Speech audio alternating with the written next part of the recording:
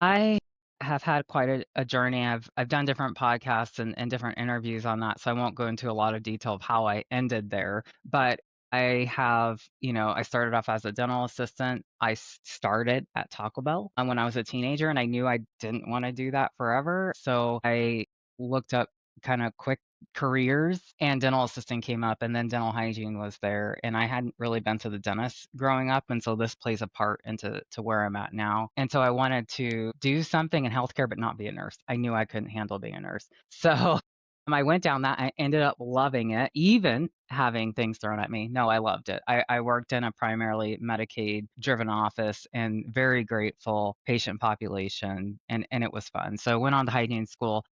Through that, knew I didn't want to do clinical forever, and so went into administrative piece. And so now I find myself in a whole new space, which is the nonprofit space. I'm about 3 months in. I work for Harmony Health Foundation, and I'm the interim executive director. And so we have clinical programs and pilots that we put on utilizing new technologies, salivary testing, teledentistry, intraoral cameras, those types of things to try and increase access to care for most vulnerable populations. So it's been quite a journey, but everything that I have done in my career has built to put me in this place where essentially, and I think your audience will appreciate this, is kind of being an owner. So you're an executive director, you're all of a sudden doing marketing, and I'm doing YouTube videos and budgeting and talking to legal for consents and doing strategy, trying to figure out, and also managing the day to day. This broke. Oh, you need this shipment. And so it's a lot of juggling, but it's fun. Yeah. It's really fun. Yeah. No, that sounds like, yeah, I think we have actually the past couple of podcasts I've done, we talked about this a lot that, how can we increase the access to population that don't really have access? We talked about mobile dentistry of how that can change.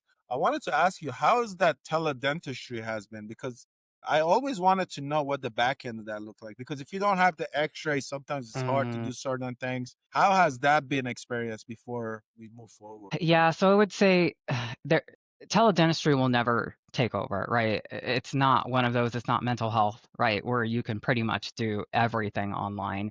There will come a point that you have to see and physically, right?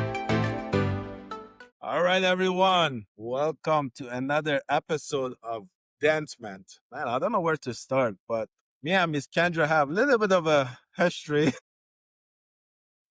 She called, with just the pretext, she called all the dentists out boring at Deutsche. No, don't do that. I'm forever banned. Great. Lovely. I'm teasing. I'm teasing. Well, on this episode of Deathmatch, we're going to go beyond the drill. We're going to explore the business strategies behind clinical operation and why mastering system can make or break private practice success. My guest speaker is Kendra Flowers. I Thank love you. the last name. Flower. What kind of flowers? Any Annie, flowers. RDH, MSDH. I love it. Join us. She's going to share the insights from her nearly 2 decades in the clinical practice. Love that. Dental operation, compliance, organizational leader, from optimizing team workflow to building data-driven systems that support patient outcome and profitability. Ms. Kendra break down what every practitioner needs to know to thrive, not just survive in today's changing dental landscape. Ms. Kendra, welcome. Thank you. Thank you for having me. Absolutely, man. Thank you for accepting my invite.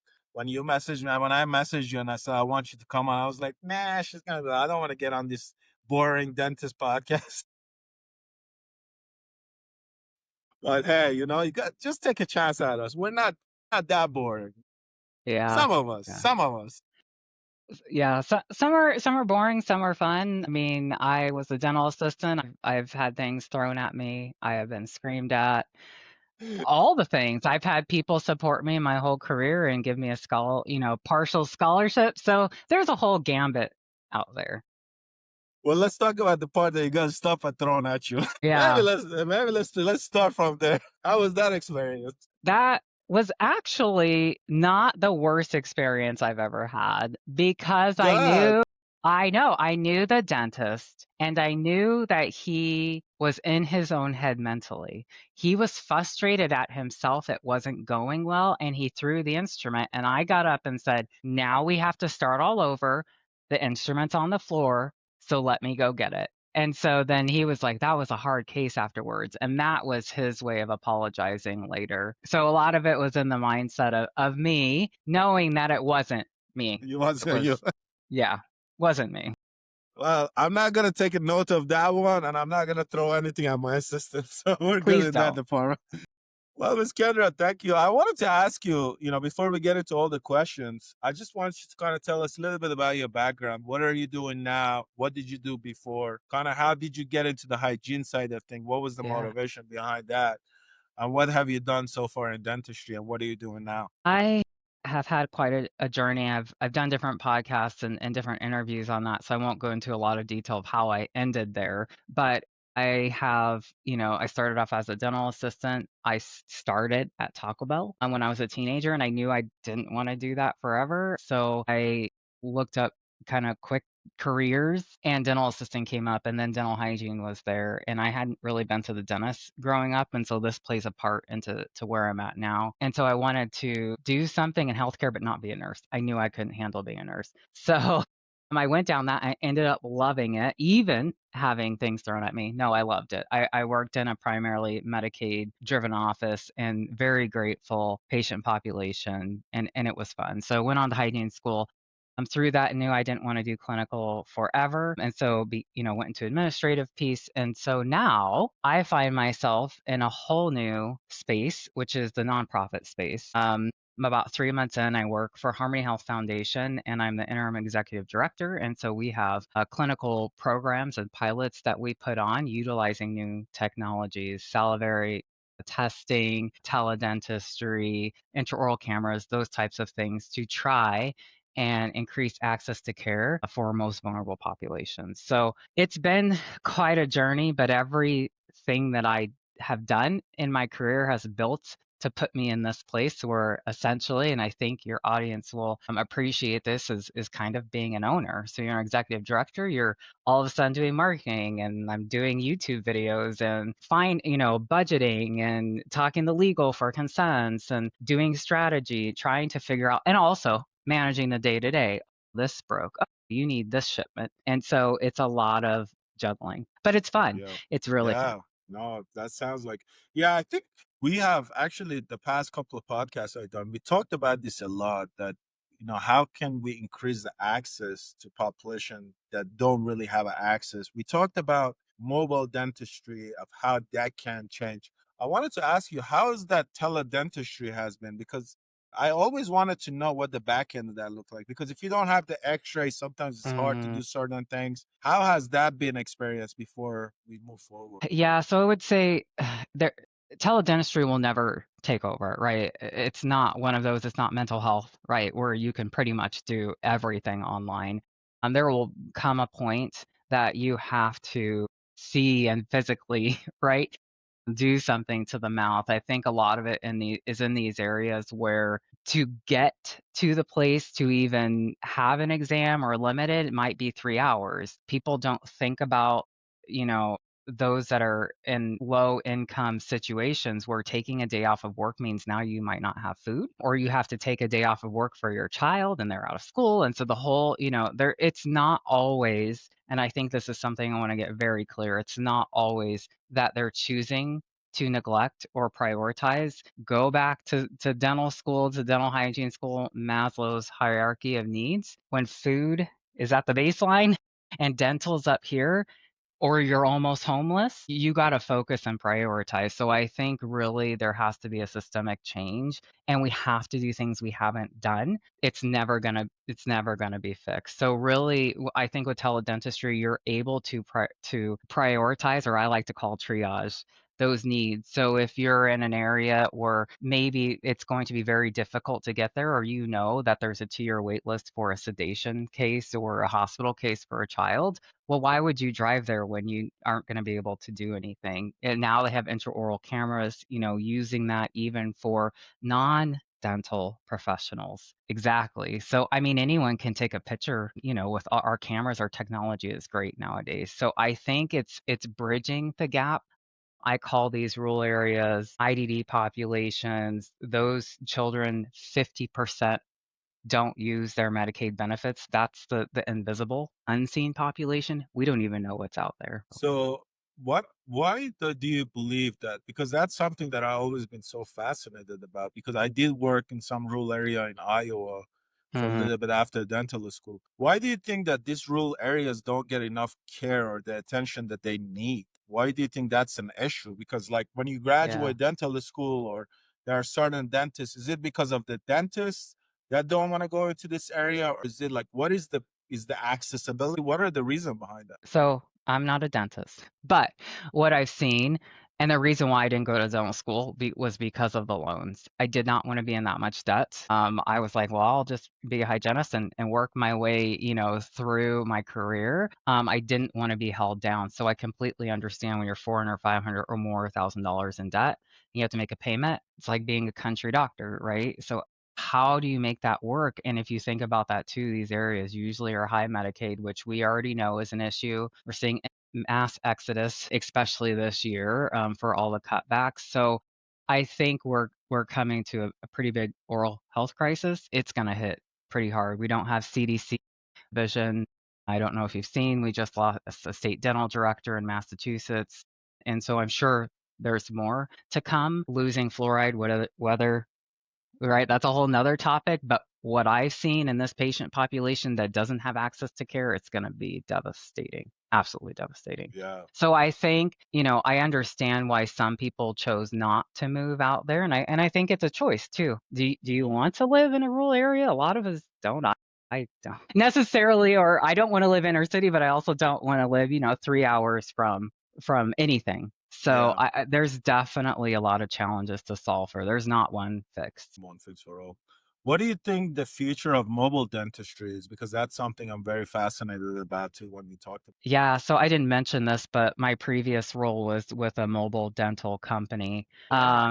Yeah, and so they focused on serving the underserved children. It was Mm, school-based. And okay. so in my opinion, mobile dentistry has to increase. Has to. Mm, We have an aging population that are going to be limited. And so we already know that they're not living with families like they used to. They don't have the infrastructure. I'm here in Georgia. I have a few close family friends, but we don't have family. So I know that this also is going to be an issue. So I think it's coming. It's almost like full circle, right? If we think about maybe your doctor on horseback coming to you. It's in a van or an RV or whatever that is. mhm. I think people are finally realizing, continuing down the path that dentistry as an industry or organized dentistry is not sustainable, nor is it equitable. Wow. Yeah, that's fascinating. Well, the one thing I wanted to ask based on the things that you have learned through your career is, we talk about clinical system, and dentistry Mm. is creating system has become such a big topic for the success of your practice. The one thing I want to know is, how do you design clinical system that can align with business goals? Because that's really, like I said, systems has become such a big topic for dentistry. Yeah.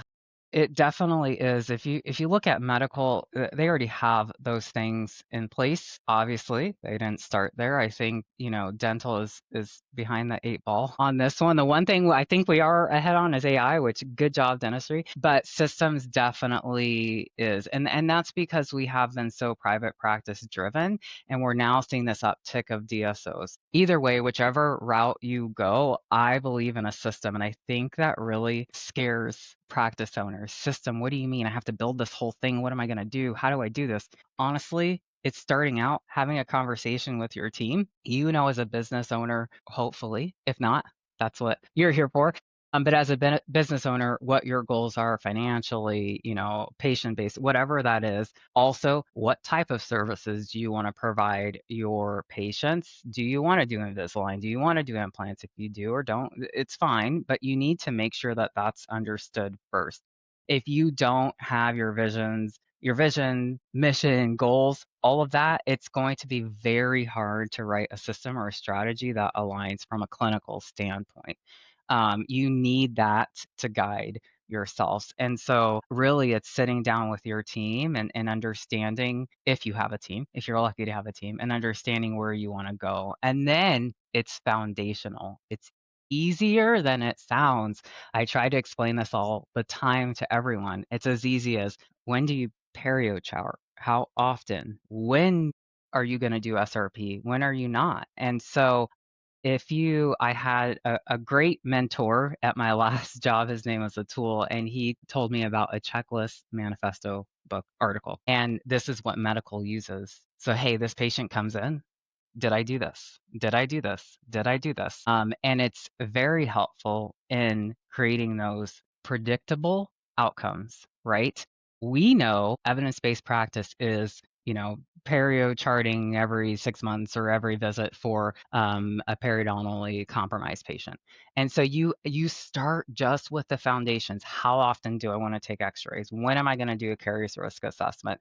Start easy. And then, especially if you're a new doctor, you start to get those internally as you see your patients year after year. Oh, when I did this, it didn't work. This crown in this area for me didn't work. So I'm never going to recommend that.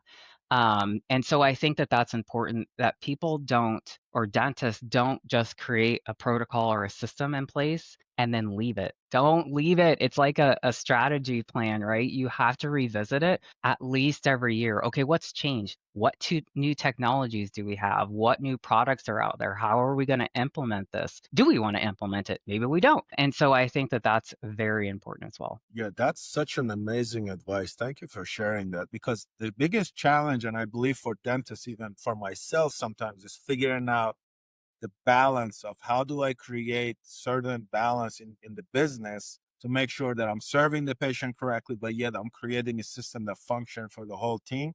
Because sometimes the challenge is getting the team to be aligned with what you're trying to create. That's the Pull them in. challenging part of it. Yep. Pull them in. I have been with my husband for 27 years. I'm older than I look. We met really young. And what I say is, we talk about everything, whether we want to or not. Doc, your class twos keep falling out. What's going on? Let's solve the problem. Is it a bond? Is it we're not drying long enough? Is it the curing light? If you don't have these conversations, you will never fix anything that's broken. Also, the opposite. Doc, they loved your veneers. They love their Invisalign. Like, we know as assistants and hygienists, we usually get all the feedback, good and bad. You have to let everybody in the practice has to be on the same page. You have a new initiative, everyone, the front office, the back office, anybody involved needs to understand the process and also needs to be invested.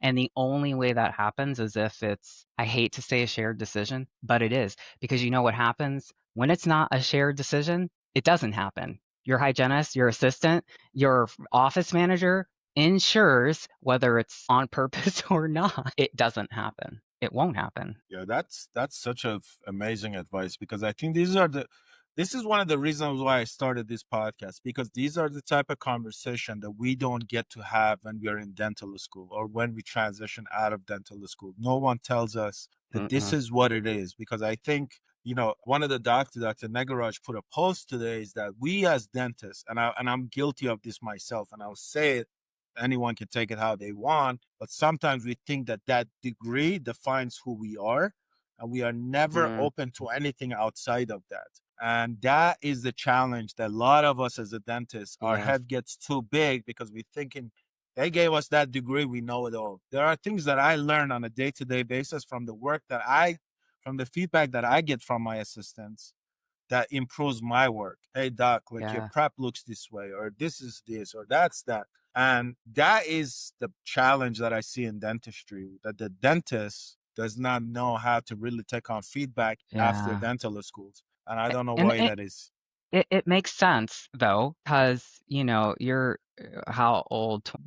Not very old. I can't even remember how old they are. Pretty young. And so you're starting your own business. You're the leader of the practice. Everyone already sees you. Same way with a physician, right? You have a doctor in front of your name. You should know everything. I mean, that's just the way it is, unfortunately. But that doesn't have to be that way with your practice itself, your employees, I think that can be a little bit different there. And so I think one thing that is really important, I'll start over. You can cut it if you need to. No, you're good. But one thing I would say too is, and this is again is of no offense to anyone, but I've noticed some dentists graduating who've never even had a job. Uh-huh. You never had a job True. ever, and Yeah. now you're managing an entire business. I mean, not saying that you can't do it. That's an impossible task. Like I Possible test. just can't imagine doing that without having any industry expert. So one of my favorite people is Gordon Ramsay. By the way, I really want to do this for dental offices. I just haven't figured out how to go in and be like, "What are you doing? Beep beep beep beep." But I would really love to do it. I don't know how to do it.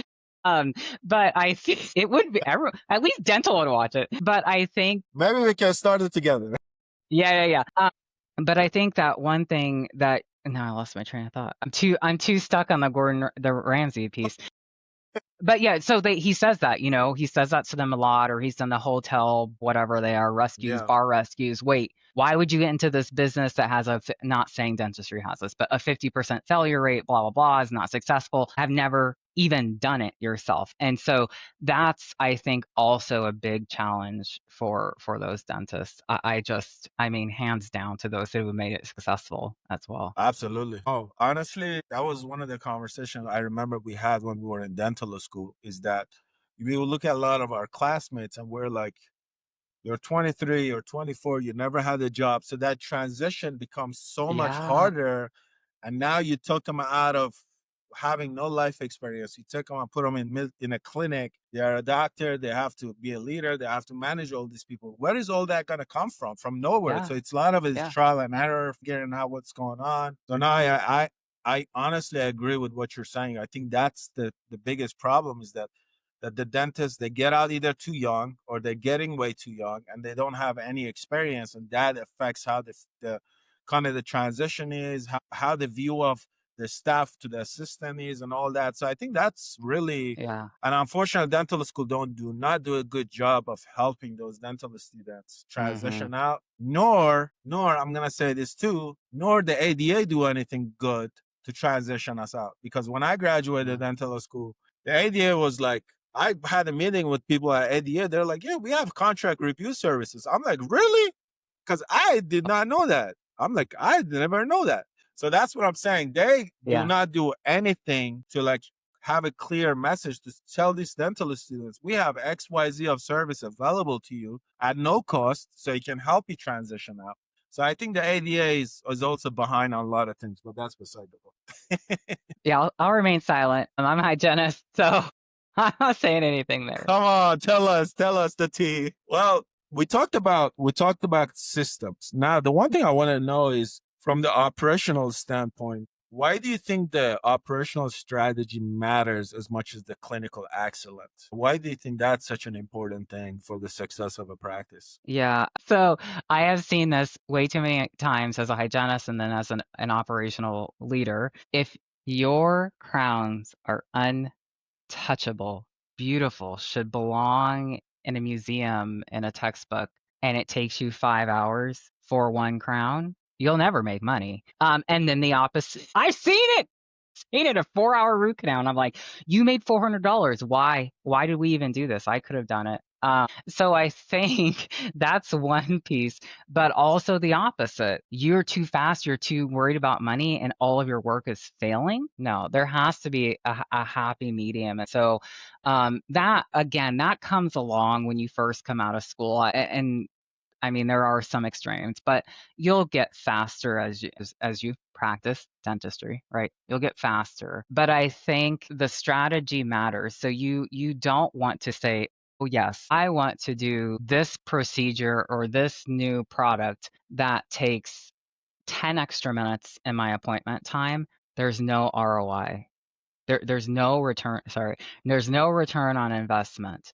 I'm making no money, but adding value. Now I would say, obviously, if there's things that you need to do, oral cancer screenings, please do them, by the way. Oral cancer screenings, those types of things, yes, there just sometimes is no, at this point, return, but it's just clinical best practices. And so I think there's that balance, you really have to look and decide, is this worth doing? Maybe you decide you're going to be a sleep dentist. And so you're doing a lot of things outside of a typical practice that might not have that. Again, this goes back to your business goals. If you're not a sleep dentist, then maybe you just do a screening, but you don't do all of the other things and you refer out for a specialist so you can continue to meet your goals. That's one thing I've learned. You cannot be everything to everyone. You cannot. You will never, no one will ever be happy if you go your whole entire dental career not being sued. Good for you. Applause. No one will be happy with you 100%. But you do what you think is best and how you like to be known in your community. Yeah, that is also very important, knowing what you want to do and how you want to do it. And I think that's one of the challenges is a lot of dentists early on don't exactly know what they want. I didn't know what I wanted to do. Yeah, honestly, I was like, Yeah. okay, I'm gonna just get out, do dentistry, but what kind of dentistry? And one time sometimes ask me this. They're like, what do you want to do? I'm like, just want to be a dentist. I'm like, I don't know, what do you mean by that? So these are the type of Yeah. thing like we don't even, some of Yeah. the dentists don't even know, like, what do you mean? I went to school, I have my degree, and I want to do dentistry. But they're like, no, Yeah. do you want to do this? Do you want to do sleep apnea? Do you want to do cosmetics? And then I'm like, Cause yeah. oh, okay, I got you. So it Yeah. becomes a Yeah. little more clear. And I think that's where you have to go back every year. Look at your business goals. Look at your strategy. Has it pivoted? Do you absolutely hate and do you absolutely love endo? I actually Mhm. worked for a dentist who loved endo and he didn't go back to endodontic school because he was older and he's like, no, I just do what I want and avoid the few things I don't want to do. Yeah. And so I think it changes as you grow. I'm the same way even in my own administration, right, career. I'm always pivoting like, let me try something else. You Mhm. can do that. I mean, it's a little bit harder the more established you are, and maybe if you have a really large practice, but especially in your first few years. I mean, really take the time to explore, find yourself a mentor. And so if you have something that you're interested in and you want to try it, get someone to help you along. And that's how you'll, and also that's where you'll build your systems. You're gonna be like, no, I always want to do, take this measurement before I do this, or I always want to do this prior to that. Well, that's amazing. I still have to question if somebody getting out of dental school and it's taking them 5 hours to do a crown prep, they need to go back to dental school. I know, I've seen it and I've seen it and they weren't new grads. I was like, So I was like 5 hours. I would have probably got kicked out of dental school the second year. I don't think they would have won for that one. No way. Even at dental school, our crown preps were like hour and a half maximum. well that's good. Everyone needs to go where you Yeah, if any dentists out there taking them 5 hours, please reevaluate your life. Yes, yes, please. But you laugh, there's more than you realize. God, no. I'm like, it is not that difficult. You just have to cut back 6 walls. It's not that hard. Yeah, it's so funny. My assistant yesterday, she's like, Dad, can you teach me how to do injection? I'm like, for what? She thinks she can do it. I'm like, yeah, you can do it. I can show you. That's fine. We can, test it out. Dentistry is not difficult. You just have to get good at it, practice, and you'll do it. Before we go to the next question, I want to ask you that this is something that I'm really fascinated by, and it also almost became like a question mark for my brain. Is that why is the hygiene has become clinically, especially I see a lot of hygienists that want to transition out and Mhm. they don't want to do clinical. Why do you think that is? Because that's very Ugh. fascinating for me to figure out why. Because I see so many hygienists that are in these different roles in the companies. Every time I talk with them, and they're like, "Yeah, I either want to retire or I want to do something outside the clinic." Why do you think that is? That's $1 million question. The honest answer? Yes, please. Uh, Really, I have never in my life felt as disrespected as some dentists I've worked with. really. Wow. Yeah.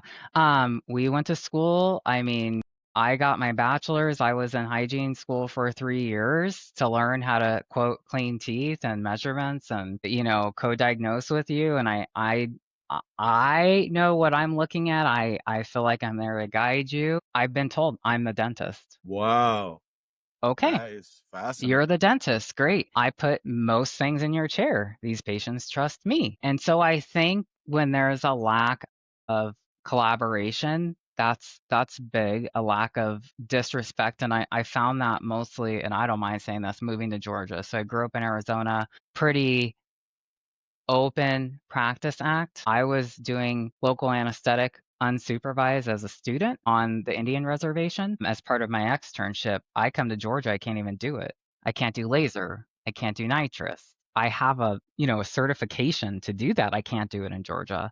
I mean, I've been on board calls where like you'll kill a patient if you do a perio maintenance without a doctor in the office. I mean, the things that we have been told as a high gene profession, it's Yeah, coming to a head. I see it. It's definitely there's war between the professions. By the way, this happened with nursing and and the physicians. doctors. Yeah. And then nurses became self-regulated because there's too much of in my mind, a conflict of interest. Like you're going to control the people you also pay, Mm-hmm.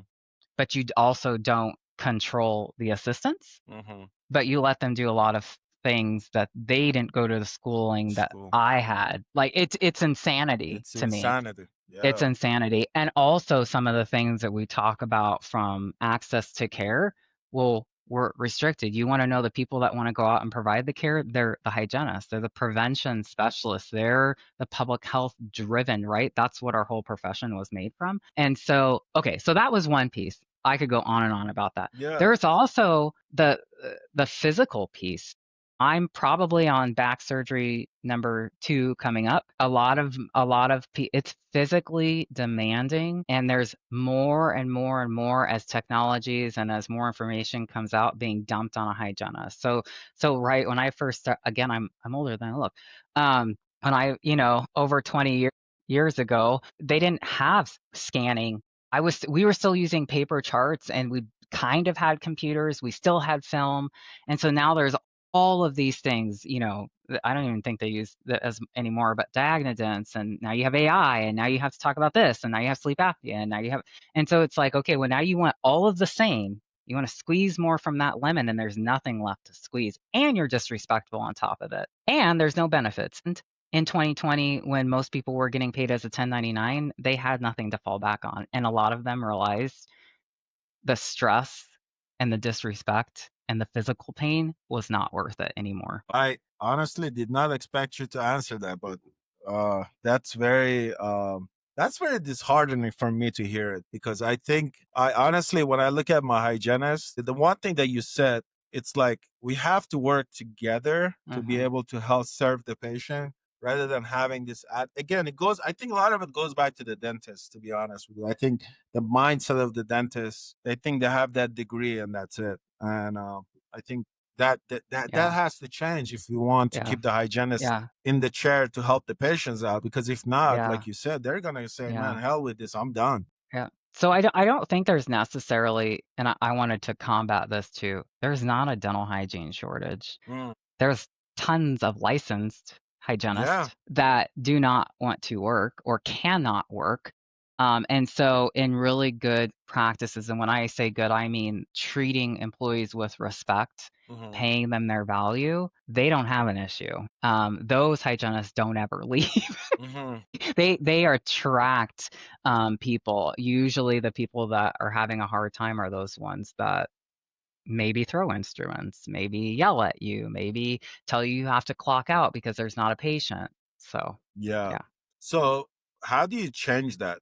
Like from a hygiene perspective, what are your recommendations for the dentists that are out there? I know this is a little off topic, but I think it's Yeah. important No, from it is. Yeah. your perspective to say, even for myself or for any other doctors that is listening to this, I think it's important for them to understand from a perspective of you as a hygienist and somebody that has been in this industry for 20 plus years. What do you think? What the steps they need to take to change the way dentistry is being done? What is your recommendation on that? I think it's twofold. So one is start with your house, right? Your house has to be in order before you can go and fix the world. So make sure that your employees, assistants, office managers, everyone, make sure everyone's feeling respected, that you are listening. I'm a big person and believer in if there's a no, just explain it. Just let people know. Everyone wants to do good. I mean, there's a few rotten apples, but everyone wants to do good. So if you explain to someone, I know you want more time. We can't do this XYZ. Let's compromise. Again, this goes back to the relationship piece of things it is like a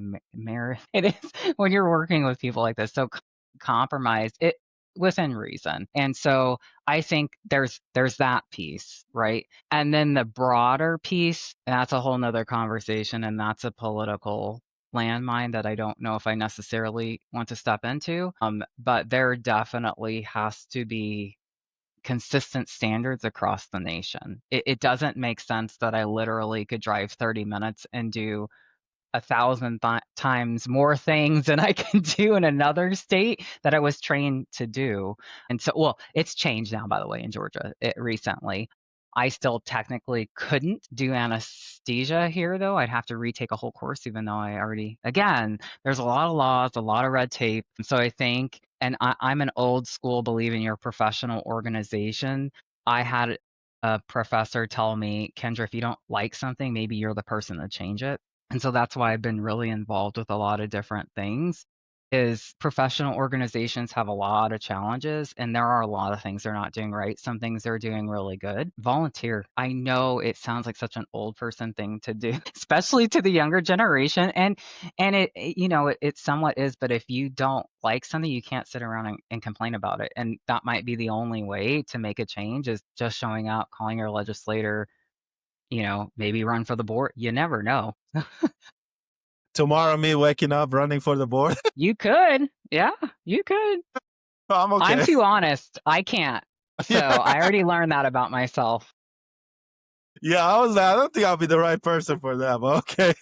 I'll give out the whole house. But it's so funny that we talk about politics. I think dentistry, honestly, even like I don't want to go into deep, but even when I look at some industry partners and some of these events, I'm like, man, there is politics behind all of this because none of this makes sense. I see the same people, they're doing the same thing. This one is attached to that one one is attached to this one. So I'm like, yeah, there's some politics going on in dentistry too. Yeah, that's a good thing to learn for new grads. Dentistry is extremely relationship based. The 7 degrees, my goodness, I can get on a call every day and find someone that I have been related to or they've worked with or they know or whatever it is. And so don't burn bridges. Don't burn bridges in dental. Don't burn them with your board. Don't burn them with ADA. Burn them. Don't wear them. Even with your employees. That's the other thing. Well, Facebook isn't as big, but I have seen so and so doctor do not work in these hygiene groups. Do not work for them or they won't pay or they are horrible or they do bad work or whatever that is. And so you can easily I don't want to scare people. I just want dentists to be aware everything you do, it can spread. And so of course you could have a bad day. Of course something's going to break. Of course you might yell at someone, but as long as it's not a consistent thing, you'll be okay. Well, I have to still talk about ADA because I don't think ADA is doing anything for dentistry. I gotta say that. I'm like, I'm willing to burn that bridge. You can burn that bridge. No, I'm kidding. I just think the ADA can do more because I think they have so much resource. The resources that is available to them and the organization as big as they are, I think they can do more for the industry, especially for younger dentists that are leaving dental school. I think they can help them so much to make that transition for them so much easier. Like I said, when I was hearing them saying, yeah, free contract review services, I was like, what? I was like, I didn't know that. So like their messaging does not translate over. Mm. And that's what I have a problem with when it comes to ADA. It's just their messaging is not, they don't do a good job of like transforming that message or the information over to the students or the doctors or all of that. That's what I'm really like hoping that the ADA changes about how they do things. But going back to team, going back to building a big business, the patient, everything. The one thing I want to know, because I think that's very important, because you talked about creating a system, putting the system in place, holding people accountable. The other thing I want to know is the actionable steps that we need to take to improve team efficiency and patient experience. What are those steps should look like? What are the Yeah. things that we need to kind of look at as we're maneuvering the business of dentistry? and the people. Yeah.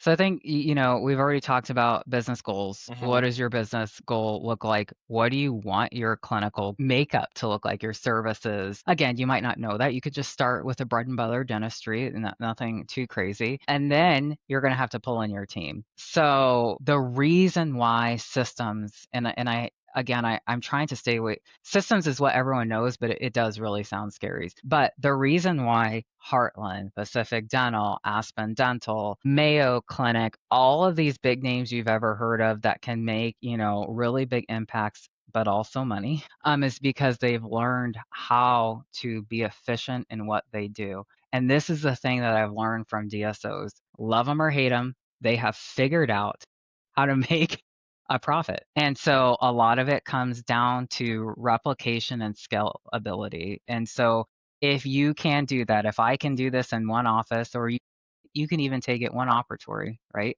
Maybe you're five operatories. If I do the same thing consistently here, then I will know that every hour I'm going to produce this amount of money, or my schedule should look like this, and this is what I'm going to make. Also, having that checklist for your team is very helpful. They know how to predict. So, being a hygienist and being an assistant, you have to predict your dentist. They don't even know what they want. And we have to know what they want. Again, this is a marriage. I'm just telling you. And so, you have to think, okay, well, I see this in the mouth. So I know my doctor has already told me this. He's going to want an X-ray. He's going to want a PA, a bite wing, an image, a scan, whatever that is. And, you know, to talk about treatment, he's told me he wants, or she, wants a crown in most of these cases. And so you save time, right? If you think about when you're in the treatment phase and in the exam and you're talking about that, they've already heard it Hmm. multiple times. So now you're just confirming what you've already told your team you would do. And Hmm. so predictability makes for a much more efficient time. I have temped a lot, and you go into an office, and I've worked at an office where it's like every single thing I had to get clearance from the dentist. I'm like, it makes my job easy. I don't have to use my brain. How do you function? Like, so can I get an x-ray? What do I do next? It's just so disjointed. It's just like you go anywhere, and as a patient, you want to know when you walk in, they know what they're doing. They know the next step. If you go to your medical assistant and you're like, okay, so we're going to go in the back, let me go ask the doctor what they want next. I know Hmm. it's my weight because I hate it. And then you're going to take my blood pressure, and then you're going to ask me what medicines have been changed. It should be the same for a dental. We already know the basic functions that we have. So it makes everything more predictable and much more easy. And you mentioned this before too, is that a lot of uh, dentistry in general, right? A lot of people are type A. Just the way we are, what we focus on. We do want checklists, but then when we get them, we don't know how to break away from them. So that is one caveat I wanted to mention, is that these systems, these protocols, works 80% of the time, right? The other 20, that's where the practice of dentistry comes along. You're going to have to modify, you're going to have to pivot, and you're going to have to do something different, because that crown that you always do in the same way isn't going to work in this patient situation. Or maybe the periodontal treatment isn't responding in the way that you thought, Hmm. or they're not happy, or they're feeling pain and they shouldn't be feeling pain. And so those are the things that you think about. The systems don't fix everything. You don't Hmm. follow it 100% like a robot Hmm. and everything is fixed and you're going to make money. There is some variability. You have to remember that. Nobody is perfect, and nobody is the same. I always say that. I'm weird. I tell my physician all the time. I'm like, they did a scan of my stomach and it's 6 inches lower than normal people. I don't know why. It just put the same thing in the mouth. I don't know. So like whatever they do, and they do surgeries, which is why they did the scan, to make sure they knew where to go, and they know they have to go lower than anywhere else. So I think these are the things that you think about, especially as a new grad, as a experienced dentist or provider. You know things are a little different, but a new grad, you follow those systems. They will keep you, and you'll see, okay, almost 80% of the time I have done my prep this way. So when all of a sudden I'm seeing things fail, something has to change, right? So, Absolutely. I think being open to feedbacks and being open to kind of changing the way we do things, I think it's so important because sometimes I was having this conversation. The dentists are almost like just looking through their loops and they don't see anything else outside of that. And I think that's the Yeah. problem that we're stuck into, just kind of zoomed in an area and that's where we're focused and we don't really look anywhere else or we don't pivot sometimes to look at outside of what it can be and cannot be. And I don't know what it is, but I hope it gets better with time. I guess it gets better with hopefully AI. I don't know. Hopefully with some What platform. will make it better, I'll tell you, is when we have medical dental integration. So Absolutely. hygienists are already there. We were already in that mindset. What are, Mhm, how does the mhm. person respond? What are you seeing in the mouth? What is happening here? Dentists don't necessarily, I mean, there are some great ones, don't get me wrong, that are really big champions, but every day we're dealing with why is your inflammation worse? Why is your bleeding worse? I used to call myself a dental detective. Why? Like, what's going on that's changed? And so that's the way we think. I feel it coming with Mhm. dentists, like even seeing like as Invisalign was coming about and people looking at abfractions and not that they were toothbrush abrasions or like like the light bulb came on for dentistry. Yeah. And so I think we're getting there as more of these studies, but until we have that, and one thing I will say too, I think also medical dental integration, the more it happens and the more dentists converse with physicians, I think there will be more respect for hygienists because I have heard some things that physicians have said about dentists and not respecting them, even though they've gone to school and they're the experts, it'll come full circle. Well, Yeah. according to the medical doctors, we're not real doctors. So I know. Oh, I know. I've heard it. Now, but anyways, that's a whole nother thing. But no, I think that, feeling that disrespect and you're like, but I have the degree, I have the education, I yeah, have the training, they'll yeah. understand. No, Yeah. absolutely. I think we have talked about this before too. I had, Dr. Brad Hughes on my podcast. I had Dr. Negaraj. And I think the one thing I have to say also, I think a lot of time the dentists, especially maybe the new grads, I don't want to say new grads, but the dentists that are out practicing even, sometimes the ego can get in our way of doing dentistry or handling how we are as leaders because the ego sometimes gets in our way of how we do things. And I think that's one of the issues too. I think a lot of dentists, the ego sometimes get a better of them. I mean, I am a victim of that. I'm not going to say I'm not. Some days I'm like, whatever. Yeah, okay. I will say But my most profitable, productive, successful dentists were ones that depended and relied on others to do the parts of their jobs that they either couldn't do well, shouldn't do, or yeah. didn't do.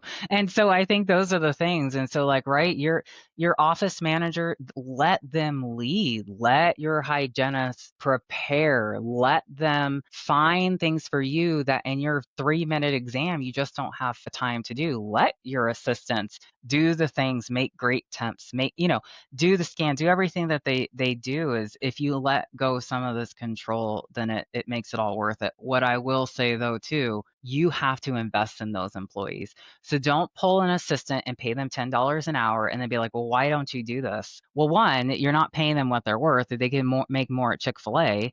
Or you also need to invest. So if they want to become an expanded function, if they want to learn a new skill, invest in them and they will stay with you. They will keep you forever, right? They'll Hmm. protect you, they'll watch out for you, and you will have, right, 10 eyes, 10 sets of eyes Yeah. and 10 pairs of hands out there for you instead of just you trying to do it all yourself. You can't. Absolutely. Absolutely. I think that's such an important lesson. I think that's a very important takeaway from this conversation. I mean, even for myself, as I was building, when the idea of building Dentment came, and I was like, I want to build this community for dentists, pre-dental, dental students. I want to put these business courses together. I want to do this. I want to do that. The idea came to me. And when I met my co-founder, I was like, man, I'm a dentist. I don't know nothing about the technical side of it. So, the moment that I realized that I'm not good at this thing and I Mm, can hand this responsibility to people that are good at what they do, and I put my trust in them, this platform came together in a matter of 15 months and we're still developing it. So that yeah, journey taught me that you just have to yeah, trust the process and allow people that are good at what they're good at, just let them trust that they're going to do the best that they Yeah. can do for you. And then once you do that, everything will come together. So I absolutely Yeah. agree with that. Yeah. If you don't have a trust in the systems that you're putting in place, then you're not going to go nowhere, because we're always going to be just the dentist through the Yeah. loops. That's all we're going to be. Yeah. And I think, so I was president of Georgia Dental Hygiene Association, and you can't see it, but I said we rise together by lifting others. That's why I have a balloon. And so Wow. that was my theme for the year. And so that is how we make change. That's how we do well. The dream teams that I worked with, they all worked together. I had doctors that would clean up after me because I was a patient behind. I had, anyone willing to clean a toilet, whatever it was, we worked Mhm. together to get it Yeah. done. And another thing I've learned hard in life, it's taken me a while. I am good at a lot of things, Mhm. and you're probably good at a lot of things. I don't have the time to learn them and to do Mhm. them well. And like you said, if you could have learned all of the things that you needed to create your platform, it probably you'd still be in development. You'd probably still be researching. And so I think that's the thing too. That's part of that ego. Even as a human, you Mhm. can do it. But if you want to move quickly, You have to. then you're gonna have to let go. Absolutely. That's man. I'm gonna probably make put a tattoo right here. Yes. By the way, that's part of my. I think it's going to be year 2 of my challenge, my fundraising. This year's Hot Wings. I think year 2 is going to be a tattoo. Good. All right. Well, the final thing I want to ask you is, we talked about dental school, and we talked about a lot of things that dental schools don't do. I mean, from the business, leadership, all of these things. Mhm. But what is one thing that you think the dental schools don't really teach the dental students, or we don't learn in dental school or hygiene school or whatever it may be? What do you think is one thing that we are not learning and we should learn before leaving dental schools? That's a good one. I mean, you mentioned that. I would say out of everything, honestly, the business side is the biggest piece. And dentists, it's bad. The hygienists, it might be worse. Mm, Because we aren't even in the mindset of owning a business. We just want to get paid, right? Like we're not even yeah. thinking about anything. And so we're not taught, at least I wasn't, anything about insurance. Like, well, you can't do that. I did this in hygiene school. I could give everyone fluoride because everyone who had high risk got fluoride. So why can I not do it now? Or why am I not treating the disease because the insurance tells me I can't? Like I think that's huge. And I Hmm. see that shift. And one of my really good mentors, Valerie Dingler, she was my first hygiene coach. And she was like, Kendra, why are you doing things differently from school now that you're in office? Their conditions haven't changed. You're literally letting insurance decide. And so when I've been explained to myself, like, so you're telling me you wouldn't want your medical doctor to say, okay, you have cancer and here's your, not saying it's the same, but you have these types of treatment Hmm. recommendations, Hmm. but I'm never going to tell you about this one because your insurance doesn't cover it. Yeah. You make that decision for the patient. Yep. That's your decision. Yeah. It's not. It's It's the not. patient's decision. And I think that that is a big piece, the Hmm. case acceptance, the insurance piece, because that's probably not going anywhere. Hmm. They need to understand you treat the disease, you don't treat based off the insurance Man, I love that. or That's lack of another. insurance. Yeah. Yeah. That's second tattoo idea. These are all important stuff, because honestly, like we have a conversation with my hygienist, and we were just talking about this, and that's exactly what I said. I said you gotta treat. Don't focus on what, because the insurance companies are not there to pay you no matter what you do. To me, No. dental Yeah, insurances, they're they trying suck. not to. They're That's their trying not to entire pay you. job. Exactly. So I always say, I'm like, treat what's in front of you and let the patient decide, because we can't control what the insurance is gonna do or not do. You know, I put a crown on a patient, the insurance came back, so there's no decay on there. I'm like, there's clearly decay on the X-ray, so I don't know what else you want me to do.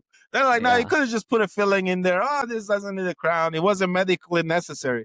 I'm like, yeah, but if I think that this is necessary for the patient, I'm not gonna let the insurance dictate what I cannot do. Yeah. I'm gonna let the patient know, hey, Yeah. this is my professional opinion, and it's for you to decide if you want to invest that money or not. So I Yeah. agree with you on that one. I don't believe that Yeah. we should allow the insurance dictate how we do dentistry, because if we are And I doing think that, it's this not good.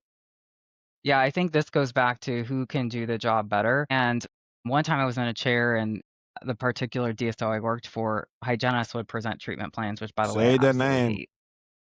No, no, no, no. And I hated it. And she had her doctorate in sociology, and she was like, Kendra, why are you talking about money? She's like, that's me.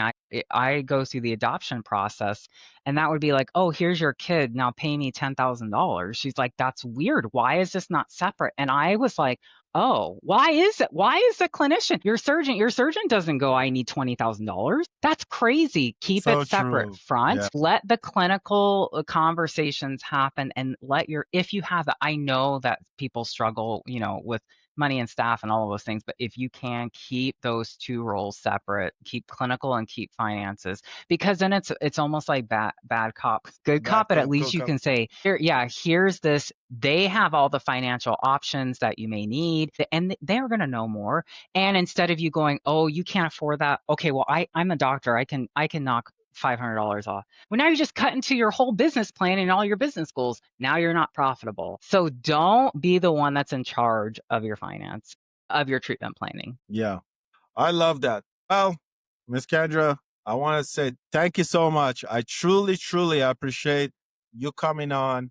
The purpose of doing what I do with this podcast is really to talk about these real issues that are happening in dentistry. Mm-hmm. So the whole purpose is whether you're a practicing owner, hygienist, or clinical leader, I want Dentment and this episode help you think strategies about business of dentistry because that's such an important topic. Miss Kendra, thank you so much for coming on. I truly appreciate your time. I know it's late your time. You're in the East Coast. I'm on MST, but I truly thank you so much. I think this was such a fun conversation. Maybe the next time you see me at one of those events, I have a couple of tattoos somewhere, of Yes. your coats. Only for a fundraiser. If you get a tattoo, we got to fundraise.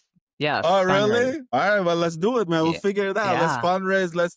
I know I'm always here to help. I'm always fascinated. As a practicing dentist, I said this before, and I'm telling you this because I come from a different country. I wasn't born here, so my goal is if I can give back to communities that are in need, I'm always here. Please reach out.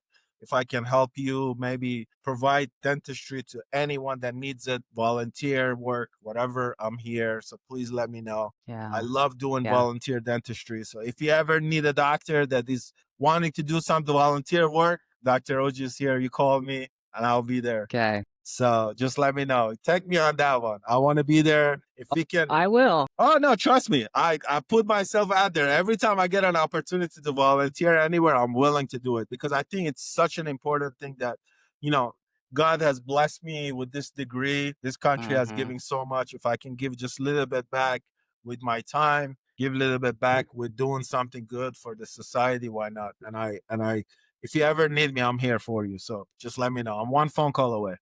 Well, I appreciate it. I'm probably gonna Absolutely. send you over my fundraising link, and we'll go Hey, from do there. it. Please, please do. And I'm always here to support it. Thank you so much, Miss Kendra. I really appreciate it. Okay. All right. Thank you. Bye bye. Bye.